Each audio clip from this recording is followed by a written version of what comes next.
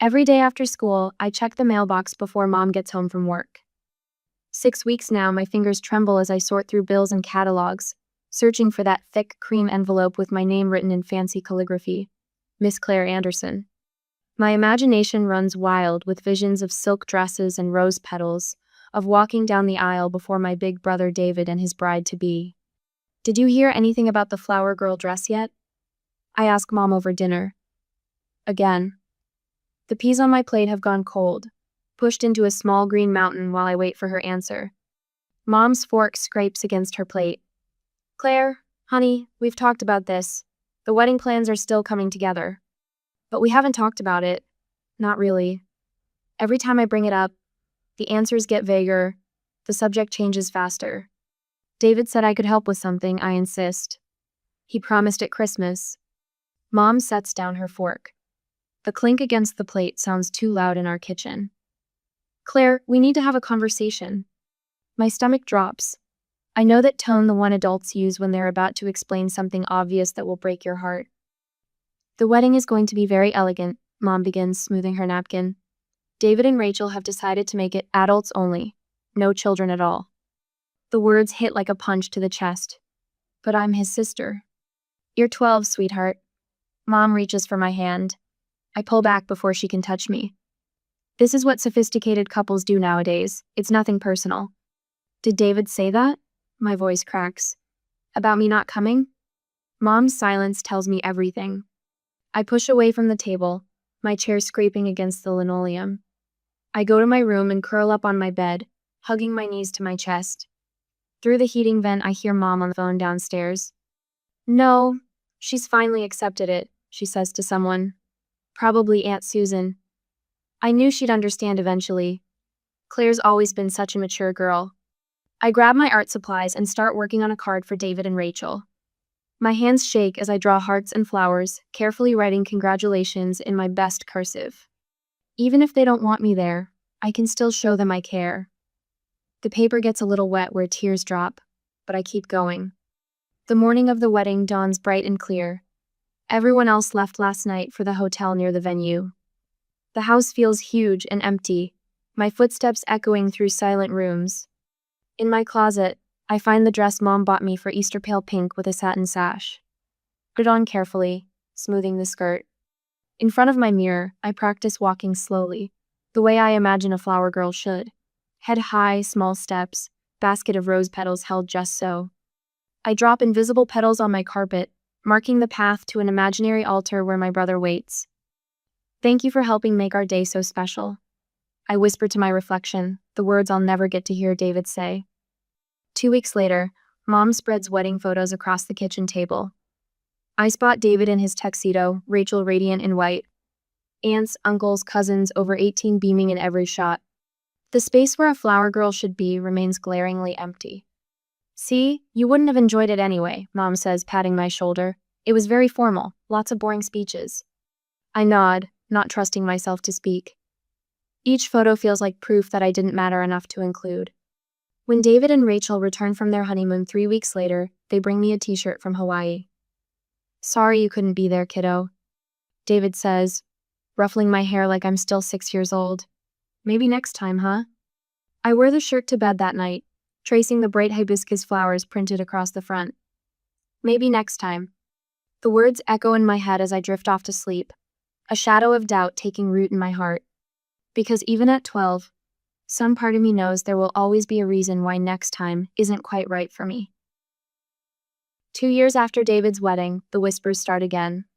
I've learned to recognize them now, the sudden hush when I walk into the kitchen, Mom's phone calls that move to the back porch, the way Joel won't quite meet my eyes at Sunday dinner. At 14, I understand more than they think. The signs multiply like winter frost spreading across a window.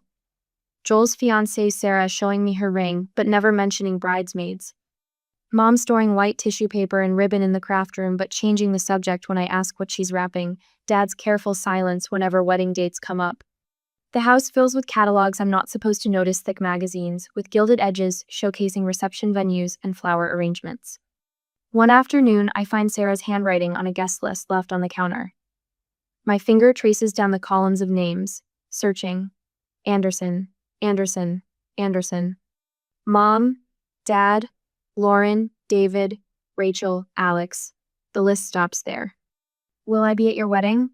I asked Joel one evening. We're alone in the den, some old western playing on television. He's sprawled in Dad's recliner the way he always has, but his laugh sounds wrong when he answers. It's adults only, Claire Bear, nothing personal. The old nickname stings worse than the answer. Like I'm still the baby who needed a cutesy title, not someone worth including. Later that week, I overhear Sarah in the kitchen, her voice rising above the clatter of dishes. But she's his sister. I don't understand why. Trust me, Mom cuts in. Claire understands. She's so mature for her age, always has been. The compliment twists in my chest like a knife. My maturity, once a point of pride, has become their favorite excuse. I spend Joel's wedding day in my bedroom, algebra homework spread across my desk. The house echoes, empty except for the slow tick of the grandfather clock downstairs. When the phone rings, I let it go to voicemail. 3 times, Mom's voice fills the kitchen when I go to prepare a meal. Claire, honey, just checking in. There's pizza money on the counter. The next morning, Mom spreads photos across the breakfast table, bright squares of happiness I wasn't allowed to witness. Look how beautiful everything turned out, she says, but I focus on my cereal, watching the squares of wheat turn soggy in the milk. That spring, Lauren gets engaged. My me only sister catches me after school, eyes bright with excitement. You'll be in my wedding for sure, she promises, squeezing my hands. I want you as a junior bridesmaid. For 6 months I believe her. I help her choose dresses, spending Saturdays at bridal shops where saleswomen bring us cucumber water and talk about the perfect shade of coral. Lauren holds fabric swatches against my cheek, declaring each one almost right until we find the perfect match. You'll look amazing in this, she says, and I smile so hard my face hurts. But the whispers start again when Lauren's future mother-in-law comes to visit. I recognize the pattern now. Closed doors, hushed voices, that particular silence that falls when I walk into a room. The thing is, Lauren tells me later, her voice small, Tom's family is really traditional. They think 18 is the cutoff for wedding guests. And since you'll only be 16, couldn't you wait until November? The words scratch my throat. I'll be 17 then. Almost 18. Lauren's eyes fill with tears. The venue is already booked, and Mom says, I know what Mom says. I stand up from her bed, where we've sat together planning her wedding since the engagement. I'm so mature for my age. I understand. 2 more years pass. I'm 17 when Alex announces his engagement over Christmas dinner. I watch my cousins Jennifer and Kate, both freshly 18, receive their gold-edged invitations in February. They show them off at Sunday dinner, the fancy calligraphy catching the light. I don't get it, I tell Alex in the garage later while he's fixing Dad's lawnmower. They just turned 18, I'm 17 and a half. He doesn't look up from the engine. Rules are rules, Claire. The words hit me like a slap. Standing there among the oil stains and garden tools, something shifts inside me a click, like a key turning in a lock. These aren't rules, they're choices. 4 times now, my siblings have chosen to exclude me. 4 times, they've decided I matter less than their image of a perfect wedding. That night, I delete the wedding planning boards from my Pinterest account. I unfollow the bridal magazines on Instagram. In my journal, I write 3 words. No more begging. When the whispers start for Alex's wedding, I don't strain to hear them. When Mom leaves wedding magazines on the coffee table, I stack them neatly in the recycling bin. At Sunday dinners, I pass the potatoes and ask about the weather, and pretend not to notice the invitation samples peeking from Alex's fiancée's purse. They want me to be mature about it? Fine. I'll be so mature they'll never see how much it hurts. I'll be so understanding they'll never guess that each exclusion has taught me exactly where I stand in this family, always on the outside. Looking in through frosted glass at the celebrations I'm not quite good enough to join. I focus on my college applications instead. Vermont looks beautiful in the brochures, all mountains and maple trees and places far from here. When Mom asks why I'm applying to schools so far away, I shrug and say something about their English program. I don't tell her that I've measured the distance, 8 hours by car, just far enough that no one will expect me at Sunday dinners anymore. The night before Alex's wedding, Mom knocks on my bedroom door. You're sure you'll be okay tomorrow? She hovers in the doorway, twisting her pearl necklace. We could set up a movie marathon for you, or maybe you could spend the day with Mrs. Peterson next door. I look up from my calculus homework and smile the way they've taught me calm, mature understanding. I've got this huge test Monday, I say.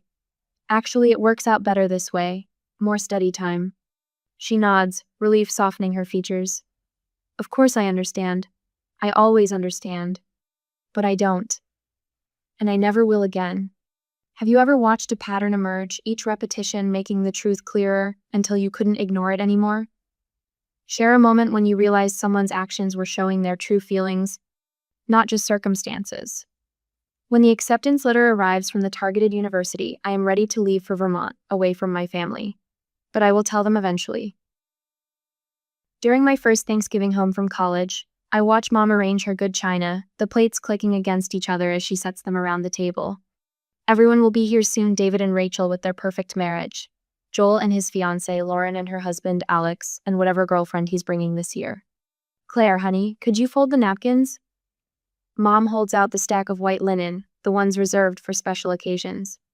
I take them without a word, remembering all the times I've helped prepare for family gatherings where I wasn't welcome. The napkins form crisp triangles under my fingers. I arrange them beside each plate, precise and proper, just like Mom taught me. Just like I've learned to be present, but not too present, helpful, but not demanding attention, existing in the spaces between everyone else's lives. David arrives first, Rachel cradling their newborn. The kitchen fills with cooing and questions about the baby's sleep schedule. I stay by the china cabinet, polishing glasses that don't need polishing. No one notices. Vermont's pretty far, Mom says later, passing me the mashed potatoes. Are you sure about this college choice? There are plenty of good schools closer to home. I spoon potatoes onto my plate. I already accepted their offer. Silence drops over the table like a heavy blanket. 5 pairs of eyes stare at me, the first time they've really looked at me all evening. When were you planning to tell us? Dad's fork scrapes against his plate. I'm telling you now. My voice comes out steady, surprising me. 4 years of being the afterthought in their celebrations have taught me to build my own life in the quiet spaces they never bothered to fill. Lauren reaches for my hand. But Claire, we won't see you. You haven't seen me for years. The words slip out before I can catch them. Not really. More silence. Rachel bounces the baby. Alex suddenly finds his green beans fascinating. Mom dabs at her mouth with her napkin. That was the last time I attended any kind of family gathering. The next 4 years passed pretty quickly, full of studying and focus only on me. After graduation, I find an apartment in Burlington. It's small, just a studio with a kitchenette and a window that looks out on a brick wall. But it's mine. Every morning, I wake up to sunlight painting patterns on walls I chose, surrounded by furniture I picked out. No one else's wedding photos stare down at me. No empty spaces where I should have been but wasn't. Join us for book club Thursday? Maria from the library staff room asks, holding up her thermos of coffee. We're reading that new mystery everyone's talking about. Thursday used to be family dinner night. I haven't been to one in years. Count me on in. The book club leads to coffee dates, which lead to movie nights. Maria introduces me to her cousin who teaches yoga. Sarah from yoga class invites me to her art show. My calendar fills with notes in different colored inks, people who text to check if I'm free, who notice when I miss our regular meetups, who remember my birthday without Facebook reminders. Your potluck contribution was amazing, my neighbor Mrs. Wilson says, returning my casserole dish. Would you share the recipe? I invite her in for tea. She tells me about her grandchildren while I write down the ingredients. Her photos show every family member, even the smallest ones. No one cropped out, no one too young to matter. The community garden plot comes with my apartment building membership. That's where I meet Mark, both of us reaching for the same tomato plant at the spring planting exchange. You take it, he says. I've killed every tomato I've ever tried to grow. I could teach you. The words surprise me. I've learned to be careful with offers, with hope. But his smile reaches his eyes, warm and real. We plant tomatoes together every weekend. He listens when I talk about work, about my book club, about the art class I'm taking. He notices when I skip over family stories, the way I edit around the empty spaces in my history. One evening, kneeling in the dirt, he asks about the gap in my photo collection. No wedding pictures of your siblings? There are 5 of you, right? The tendril of a pea plant wraps around my finger. I could deflect, like always. Change the subject. But Mark's hands are steady and the earth beside mine, patient with silence. I wasn't invited. My voice catches. To any of them. He stops digging. What do you mean, not invited? They all had adult-only weddings, every single one. The words tumble out, years of carefully managed pain breaking free. I was 12 for David's, 14 for Joel's, 16 for Lauren. She promised I could be in hers, but then she changed her mind. 17 for Alex's, just a few months too young. Every time. Mark's hand finds mine, dirt, and all. Claire. That's not normal. That's not what family does. Something cracks in my chest. All these years I've told myself it was normal, traditional, sophisticated. The stories I built to make it hurt, less crumble, like dry soil. Was I really that forgettable? The question I've carried since I was 12 finally finds its voice. That easy to leave out? Mark pulls me close, not minding the garden dirt on my cheeks, or the tears making tracks through it. He doesn't try to fix it with platitudes or explanations. He just holds space for the truth. I was the afterthought. The inconvenient youngest. The one they could exclude without consequences because I was too young to fight back. Too young to matter. The next week, the therapist's office smells like lavender. Dr. Chen watches me arrange and rearrange the little Zen garden on her coffee table. Your family taught you that you don't matter, she says quietly. But you kept their secret, protected their image. Why? The tiny rake makes patterns in the sand. I thought if I was understanding enough, mature enough, they'd see me differently. And now? I am not sure, I responded. But I have changed, focusing more on myself all these years, I said. My hand stills. The patterns in the sand look like the paths I've been carving away from them, one choice at a time. After the therapy was over, I went home. The text from David arrives on a Tuesday that same week. Madeline's christening next month. Family only. You'll be there? I look around my apartment at Maria's painting on the wall, at the tomato plants thriving on my windowsill, at the photo of Mark and me covered in garden, dirt, and laughter. My thumbs hover over the phone. The old Claire would have said yes, would have shown up with a gift and a smile, taken her place in the back row where she wouldn't disturb the perfect family picture. I'm busy that weekend. I type instead. Good luck with the christening. I set the phone down. My hands don't shake at all. A month later, tomato plants bow heavy with fruit in the community garden, their leaves brushing my ankles as Mark leads me down the narrow path between plots. Late August, sunlight warms my shoulders and the air smells of basil and ripening vegetables. We reach our plot, the one where we first met 2 years ago, both of us new gardeners with more enthusiasm than skill. Remember how you taught me the right way to stake tomatoes? Mark kneels beside our thriving plants, adjusting a vine.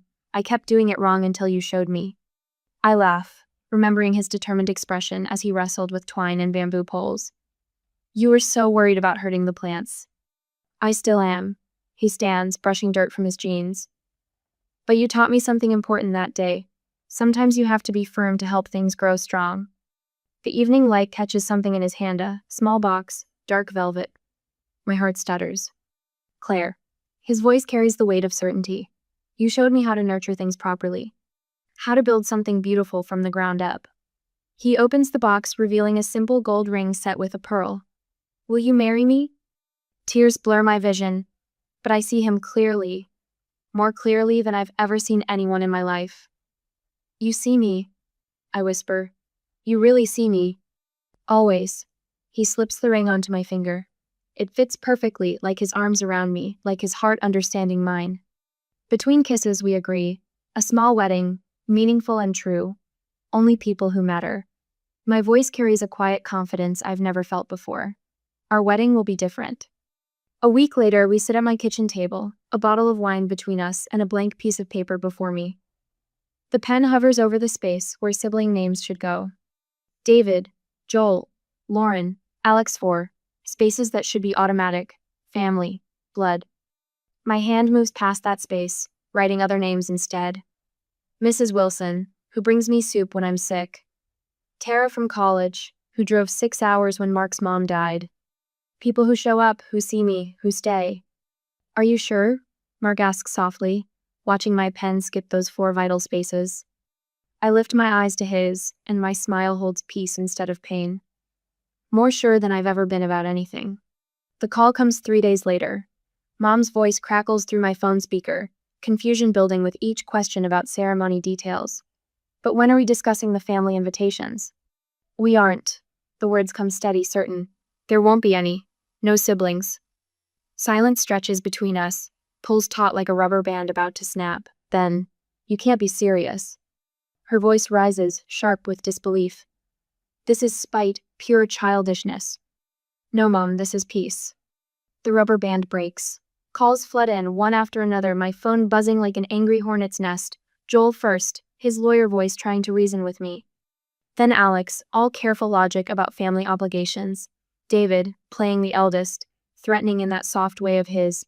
Mom and Dad won't come if you do this. Lauren calls last, her tears trickling through the speaker. But I'm your sister, your only sister.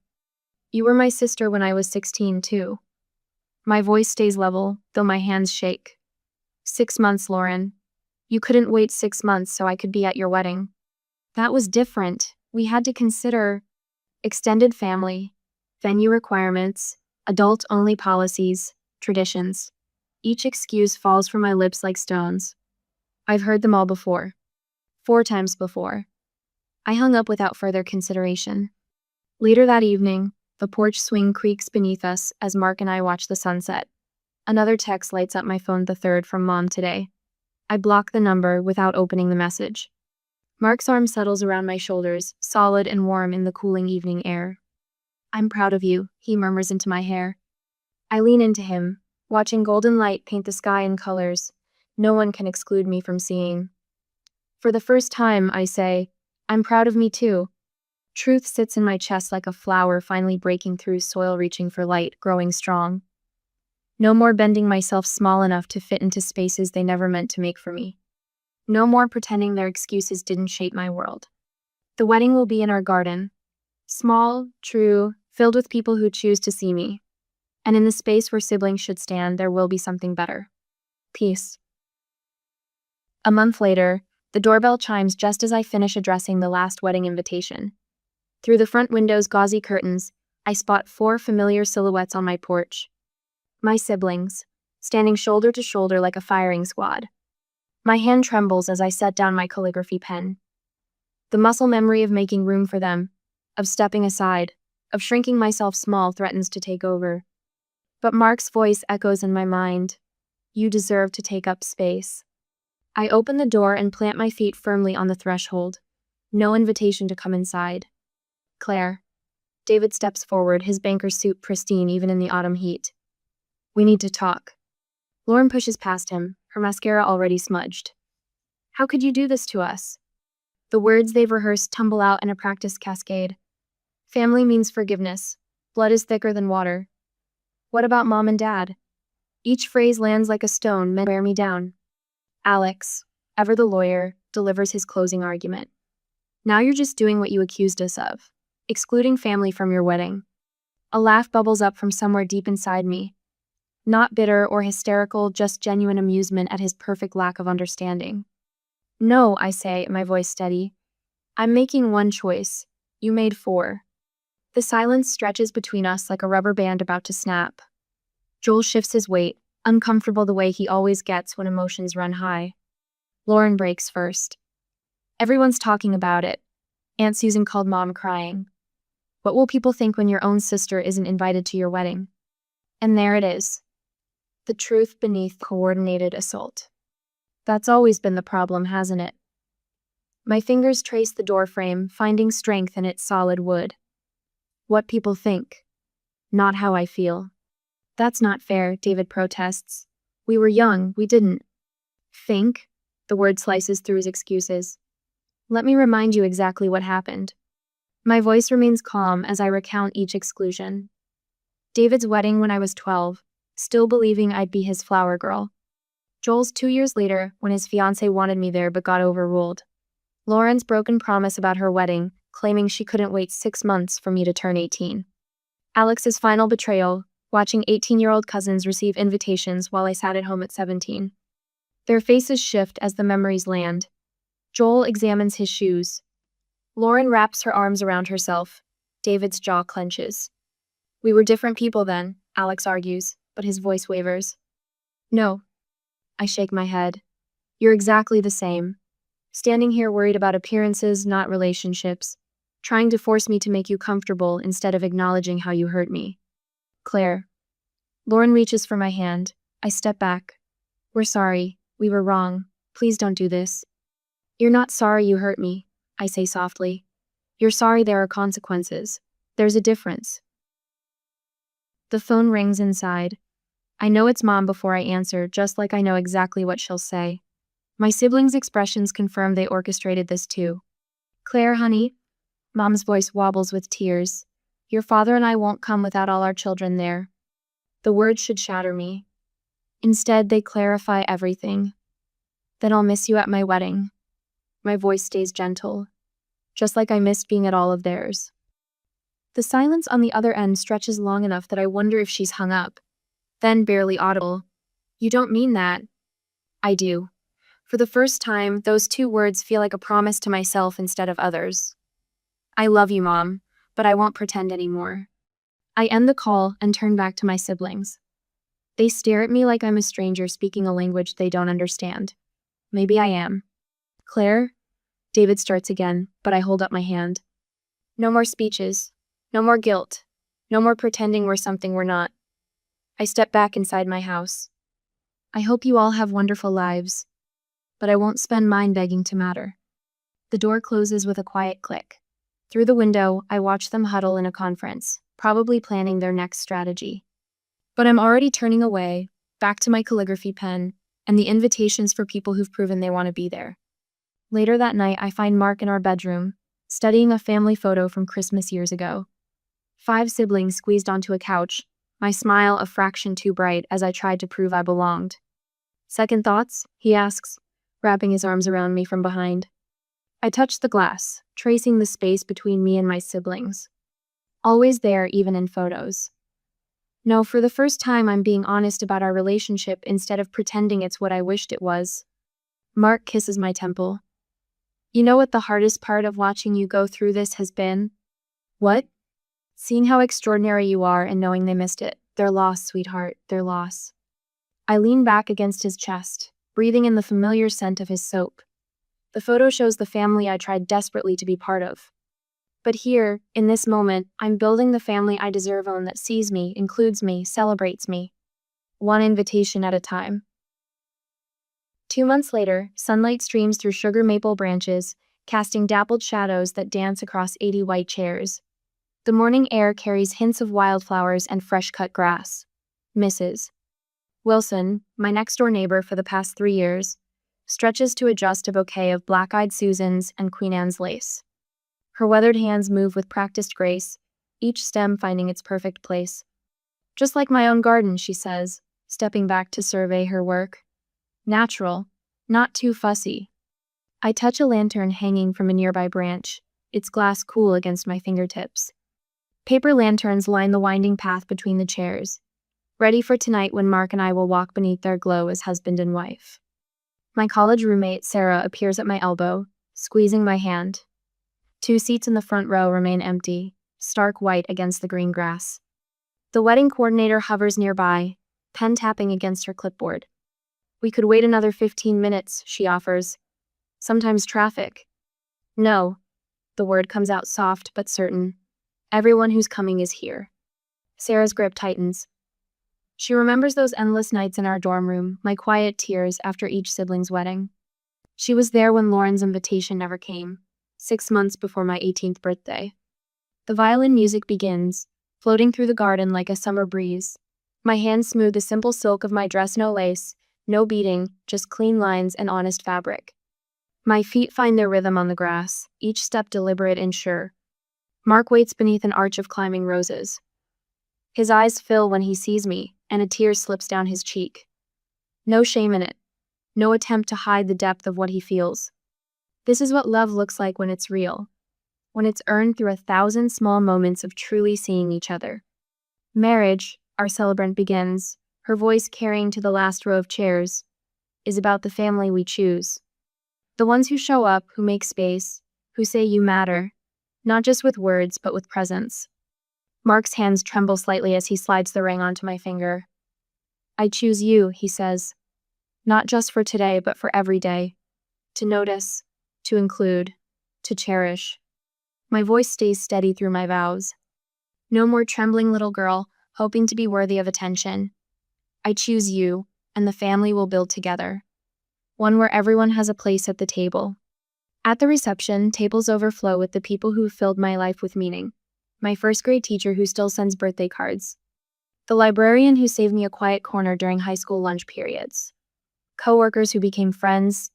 Neighbors who became confidants. Professor Jenkins raises his glass, his bow tie slightly crooked. Family isn't just born, he says, wisdom earned through 40 years of teaching shining in his eyes. Family is earned, built, chosen day by day. The room fills with genuine laughter, real stories, not the polite fiction of family obligation, but the truth of lives intertwined by choice. My heart feels full, complete. No hollow spaces where siblings should be. Little Sophie, Mrs. Wilson's granddaughter, catches my bouquet. Her small hands clutch the flowers as she runs up to me, blonde curls bouncing. When you have another party, she asks, can I come? I kneel down, my dress pooling around me. Sophie, you will always be included. Always. Mark watches us, love and understanding written across his face. He knows what those words mean coming from me. The weight of them. The promise. Later we stand beneath a canopy of stars, Vermont's mountains dark shadows against the sky. Sparklers trace golden paths through the night air. Mark pulls me close, his lips touching my ear. Our family, he whispers. We'll do it differently. I lean into him, watching the lights dance. The story I was given tried to write me small, tried to tuck me into margins and footnotes. But that wasn't the only story available. Here, surrounded by people who choose to see me, who make the effort to show up, I've written my own. My face feels peaceful, muscles relaxed in a way they never could be at family gatherings. No regret shadows my smile. No anger tightens my shoulders. Just the quiet certainty of forward motion, of a path chosen with clear eyes and an open heart. The sparklers fade to ember, then ash.